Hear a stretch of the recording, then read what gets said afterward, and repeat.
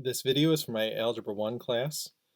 It is over Lesson 34, Recognizing and Extending Arithmetic Sequences. So a quick review here, ladies and gentlemen. A sequence is an ordered list of numbers that follows a rule. When we say an ordered list, this is to say that it's in a particular order. So in other words, there's a first number in the sequence, a second number, a third number, a fourth number, and so on and so on. Now these numbers, different number in the sequence are called terms. So term of a sequence is any particular number in a sequence. So the first number in the term is the first number in the sequence is the first term. The second number in the sequence is the second term, and so on and so on. So this leads us to now what I have highlighted in orange here, the nth term. Nth term. So instead of saying the fourth term or the fifth term or the sixth term, we leave it a variable. We say nth term. And so this could literally be term number n. We just don't know what n is yet. Or this could be a way of saying symbolically that there's some term or any term. Likewise, we can represent that here using these symbols, where A would be the name of the sequence. I can write that a little nicer there. So A would be the name of the sequence, but n is the number of the term. And we would read this as A sub n, not m, A sub n. A sub n. So sub because it's a subscript. And again, this would be the nth term. So the subscript there is going to tell me the number of the term that I'm looking at.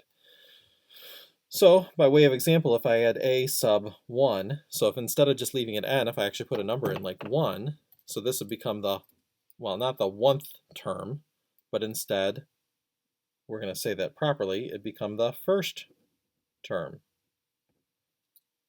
So a sub 1 would be the first term in the sequence. Likewise, a sub 2 then would be the second term in the sequence. A sub 17 would be the 17th term in the sequence, and on and on and on and on, likewise. Now let's go back to a little bit more symbolic stuff here. If I said a sub n minus 1. So I want to think about that for a second. I'm going to go to my dry erase board here. And so let's say I have here, let's go a sub n and then a sub n minus 1. Make a little chart here just real quick. So if my a sub 1 is a sub, let's say 8, so n is 8, then 8 minus 1 would be 7. If I had a sub 11, well, 11 minus 1 would be 10. If I had a sub 2, 2 minus 1 would be 1. And so we're going from the 8th term back to the 7th term, the 10th term, or the 11th term to the 10th term, the second term to the first term. So when we say n minus 1, what's happening is we're going to the term before a sub n. So a sub n minus 1 really is just the term before a sub n. So we're going one term before it. That's the minus 1 does there. So it should make sense then that a sub n plus 1 would be the term after a sub n.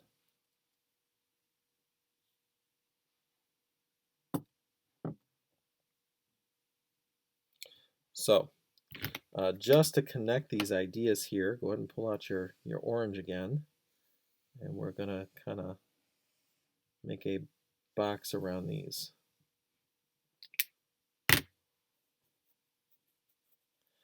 So ladies and gentlemen, today's lesson though is specifically about arithmetic sequences. So while these things are true and important to know for sequences in general, we need to know now what is the difference between just a sequence in general and an arithmetic sequence.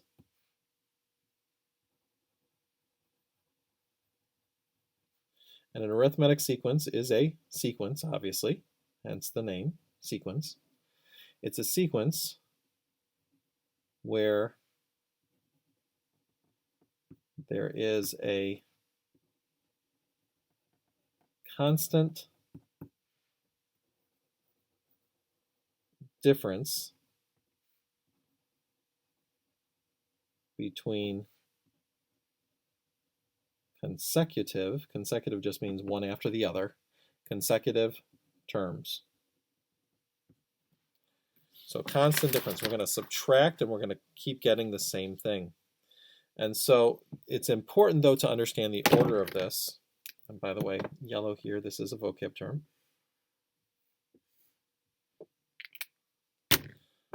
So when we find this constant difference,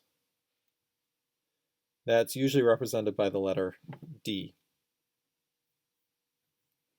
And so D equals A sub n, so some term, minus A sub n minus 1, the term before it.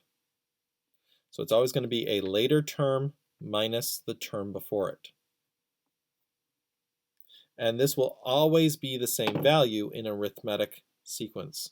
So go ahead and pull out a light color, maybe a green or a pink, and we're going to highlight here constant difference and D. That's my constant difference.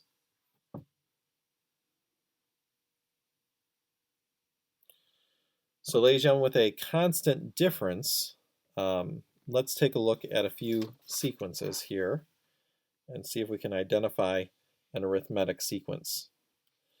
So first up, let's look at 1, 2, 4, 8, 16, 32, 64, and on and on and on. So with these, we're looking for a constant difference. So take any term minus the one before it. So let's just go kind of from the beginning. So the second term there is 2. So D would have to equal 2 minus the term before it, 1. So D would need to equal 1 here. Now for the next one, if 4 is my term, minus the term before it, 2, we do not have a constant difference there. This is not, I always want to forget the I when I write arithmetic. Arithmetic. This is not an arithmetic sequence. We do not have a constant difference. So let's take a look at another one. 1, 1, 2, 3, 5, 8, 13, 21, 34, 55, and 89, and so on and so on and so on. This is actually a famous sequence that you may recognize, or maybe you don't. But it's formed by doing 1 plus 1 is 2, 1 plus 2 is 3, 2 plus 3 is 5, 3 plus 5 is 8, 5 plus 8 is 13, 8 plus 13 is 21, and so on and so on and so on. It's known as the Fibonacci sequence. And it actually shows up in nature in some interesting ways, which we don't have time right now to discuss, but are well worth checking out. So the Fibonacci sequence, well, in order for this to be an arithmetic sequence, I should be able to take any one term, subtract the one before it, and keep doing that, and they always come out the same. So let's just do the second one minus the first term. I get a difference of 0.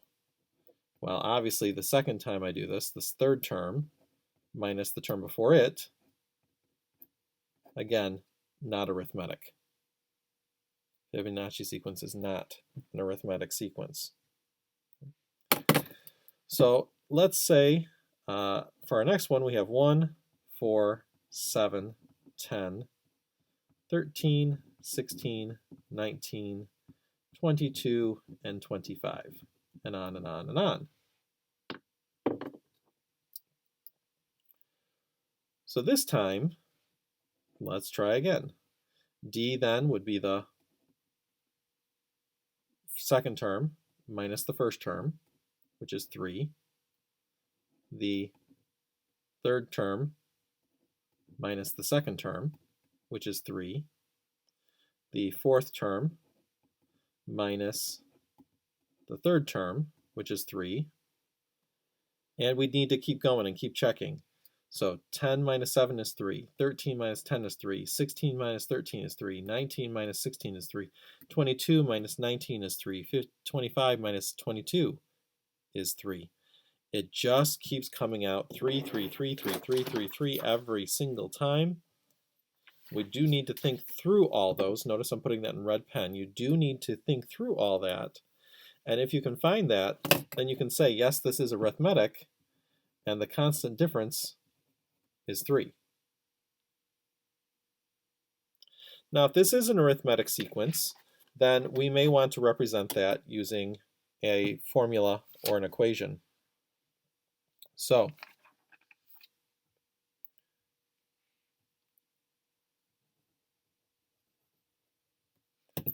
and I remembered my I this time, but I forgot my M.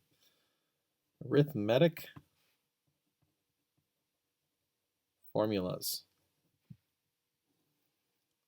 And there are two basic formulas that we have for arithmetic sequences. We have what's called the recursive, goodness, I'm having trouble spelling here today, I'm sorry guys. Recursive, there we go, formula. And we have what's called the explicit formula.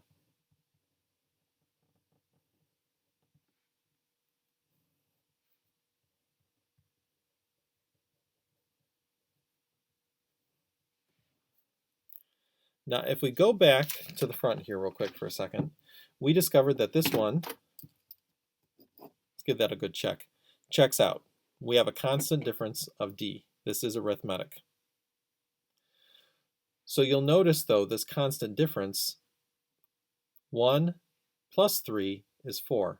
4 plus 3 is 7. 7 plus 3 is 10. 10 plus 3 is 13, and so on and so on and so on. So despite the fact that this is called a constant difference, because we do discover it through subtraction, it actually looks like it keeps getting added on each time. In fact, it does. And so what we can do is, with a recursive formulas find new terms using old terms. And so what we need to start with in a recursive formula is we need to identify a sub 1 equals something. So a sub 1 equals something. You need to identify where you're starting. But then we find every new term, a sub n, by taking the term before it, and as we saw in the front there, we're just going to add on that constant difference. We're just going to add on that constant difference.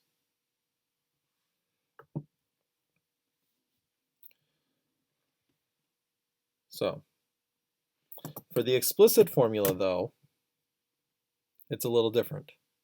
The explicit formula is not just going to take a previous term and find the next term, previous term, find the next term, previous term, find the next term. That's the recursive.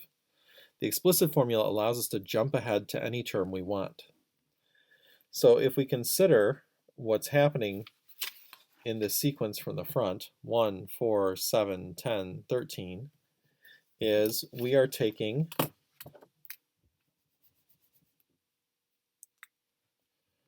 for the first term, oops, sorry, there we go. For the first term, we're just starting with 1. For the second term, we're taking this 1, and we're adding on that 3, that constant difference. That's what gave us our 4. For the third term, we're taking the previous term and adding on 3 again.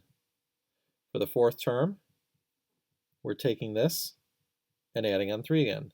Fifth term, taking all of this now and adding on 3 again. Now I want to draw your attention to something here that's going to be helpful. That if we count the number of times we use the difference, I've got 1, 3 there, we've got 2 here, so 1, 3 there, 2 here. I've got 3 here's 3 3s there, and I got 4 3s there. So one of the connections I hope you see is, maybe it helps if I put a 0 there, is that the number of times we use the difference is always 1 less than our number. And so we're going to use that to create our explicit formula. So our explicit formula, a sub n, is going to equal that starting amount plus that constant difference. We're going to keep adding that difference on. But how many times are we going to add it on? 1 less than the number. Now, ladies and gentlemen, you need to memorize these two formulas. So let's actually work it out here. So 1, 4, 7, 10, 13, 16, 19, 22, 25. I'm just going to copy that sequence over here. We know that the constant difference is 3. The other thing I need to know is a sub 1. A sub 1 is 1. It's just the first term. So now I'm ready to write my formulas for this. So the recursive formula is going to be a sub 1 equals 1, and a sub n equals a sub n minus 1 plus 3. So this tells me to start at 1, and if I want to find some term, take the term before it and add 3. That's the recursive formula. The explicit formula, a sub n, is going to equal a sub 1, which we know is 1, plus d, which we know is 3, times n minus 1. Now, we need to do some simplifying here. While this is true, this is not acceptable for a final answer. So let's use distributive property, combine some like terms. So therefore, a sub n is going to equal 1 plus, distribute that 3, so 3n minus 3. Therefore, a sub n equals 3n, and then a positive 1 and a negative 3 makes a negative 2. 3n minus 2. So ladies and gentlemen, the benefit of the recursive formula is if you're just looking for the next term, it's nice and simple. So if we start with 1, plus 3 gives me the next term, 4. Plus 3 gives me next term, 7. Plus 3 gives me next term, 10. Plus 3 gives me next term, 13. Boom, boom, boom, boom, nice and easy. But what if I want to know what the 50th term is? I want to jump all the way up to the 50th term. The recursive formula is going to be really slow. I mean, as it is, I've just got the 1, 2, 3, 4, 5, 6, 7, 8, 9th term here. That means you got to go 41 just to get to the 50th term. So the recursive formula, again, is real nice for if you've got one term and you just want the next one. One term to the next one. But the explicit formula is nice for jumping ahead.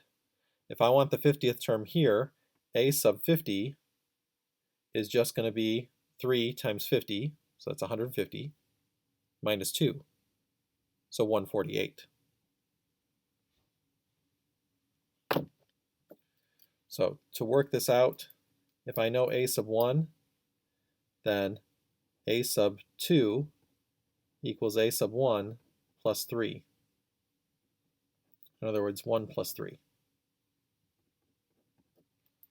which is 4. But over here, if I want to jump up to a sub 50, 3 times 50 minus 2. So that's 150 minus 2, 148.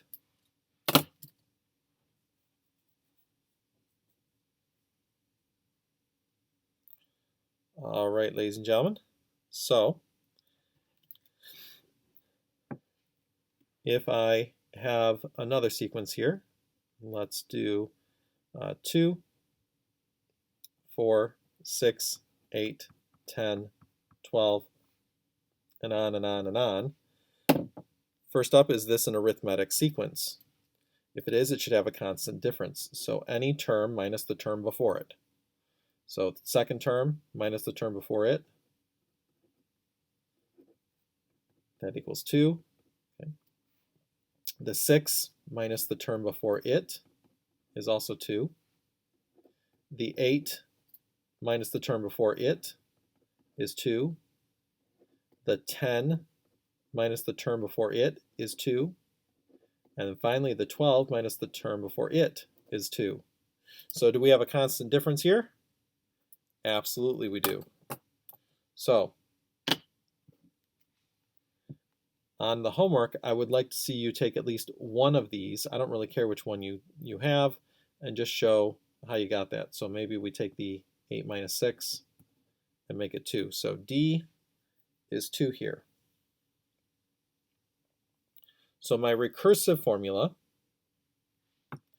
is going to start with A sub 1 is 2. So we're going to start with 2. And then A sub n is found by taking A sub n minus 1 and adding the constant difference, 2. So we're going to start with 2, and then we're just going to keep adding 2 to find the next term. That's my recursive formula. The explicit formula, A sub n, is going to equal your starting term, which is 2, A sub 1, plus the difference, which is also 2 this time, times n minus 1. And so A sub n equals 2 plus 2n minus 2.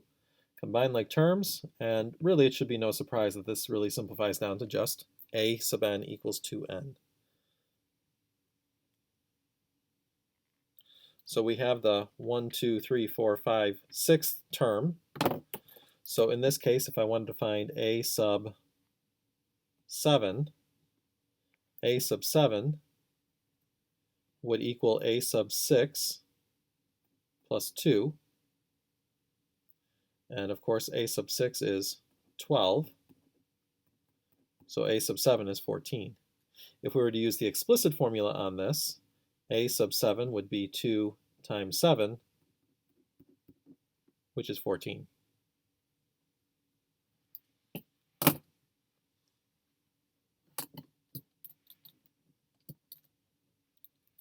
All right, and for our last example, we're going to look at 50, 43,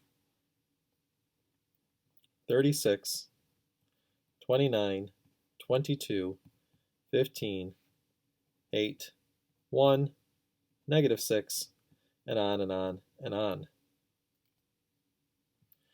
So is this a arithmetic sequence? Well, does it have a constant difference? Can I take any term minus the one before it, and it always comes out the same? So 43 minus the term before it, so 43 minus 50 is a negative 7. If I take 36 minus the term before it, 36 minus 43 is also negative 7. Take 29 minus the term before it, also negative 7. 22 minus the term before it, also negative 7. 15 minus the term before it, also negative 7. 8 minus the term before it, also negative 7. I got the 8 stuck in my head there.